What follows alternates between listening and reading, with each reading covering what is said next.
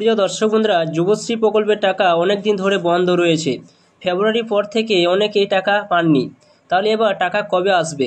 সরকার কি বলছে আর হেড অফিসের বক্তব্য বা কী? আজকে ভিডিওতে এইসব প্রশ্নে একেবারে স্পষ্ট উত্তর পাবেন।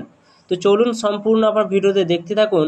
জানেন যে পশ্চিমবঙ্গ সরকারের যুবশ্রী প্রকল্প রাজ্যের বেকার যুবক যুবতীর জন্য একটা গুরুত্বপূর্ণ আর্থিক সহায়তা দিয়ে থাকে। প্রত্যেক মাসে 15 টাকা করে দেওয়ার কথা থাকলেও বহু যুবক অভিযোগ করছেন যে গত কয়েক মাস ধরে কিন্তু সে টাকা বন্ধ রয়েছে বা তাদের অ্যাকাউন্টে এখনও পর্যন্ত ঢোকেনি। আজ আমরা জানবো কেন টাকা বন্ধ রয়েছে, আবার কখন আসতে পারে, অফিস কি বলছে এবং আপনাকে এখন ঠিক কী করতে হবে। তো সর্বশেষ তথ্য অনুযায়ী 2025 সালে ফেব্রুয়ারি মাস পর্যন্ত যুবশ্রী প্রকল্পে টাকা দেওয়া হয়েছে। এরপর থেকে অনেক আবেদনকারী অ্যাকাউন্টে আর টাকা ঢোকেনি। এই টাকা বন্ধ হওয়ার মূল কারণ কি রয়েছে? মূল কারণটা যেটা জানাচ্ছে যে বাজেট ফান্ডের অভাব। বহু জায়গায় অভিযোগ উঠছে যে সরকারি ফান্ডে পর্যাপ্ত টাকা নেই, ফলে টাকা দেওয়া সম্ভব হচ্ছে না।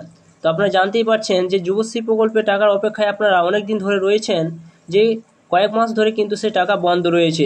তার মূল কারণটা রয়েছে কিন্তু এই বাজেট ফান্ডের অভাব রয়েছে। এছাড়া সরকারি ফান্ডে পর্যাপ্ত টাকা নেই, ফলে টাকা দেওয়া কিন্তু সম্ভব হচ্ছে না।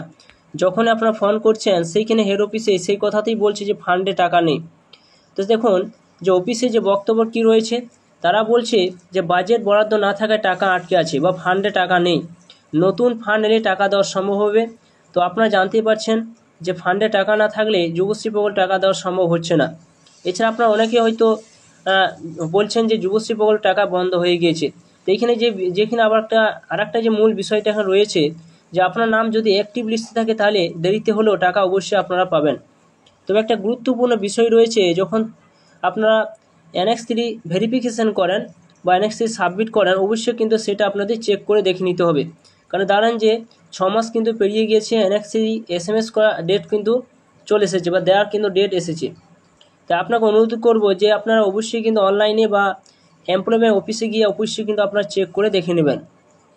সরকারি সূত্র অনুযায়ী যে টাকা আপনারা কবে কি পেতে পারেন, যে সরকারি সূত্র অনুযায়ী জানাচ্ছে যে আগামী সেপ্টেম্বর বা অক্টোবর মাসে নতুন করে ফান্ড আসার সম্ভাবনা কিন্তু রয়েছে। এই সময়ের মধ্যে টাকা রিলিজ হতে পারে, তবে তা নির্ভর করছে সরকার অনুমোদনের ওপর। এছাড়া যদি পুজোর আগে নতুন কোনো ঘোষণা হয়, তাহলে সেটা আপনারা এই চ্যানেলে সবার আগে জানতে পারবেন। তাই এখনই ভিডিওটা লাইক করে চ্যানেলটা সাবস্ক্রাইব করে রাখুন। শেষ কথা একটাই, যুবশ্রী টাকা বন্ধ হয়নি, সাময়িকভাবে আটকে আছে। আপনার তথ্য ঠিক থাকলে এবং অ্যাকাউন্ট অ্যাক্টিভ থাকলে অবশ্যই আপনি টাকা পেয়ে যাবেন। আপনার কাজ কি এখন?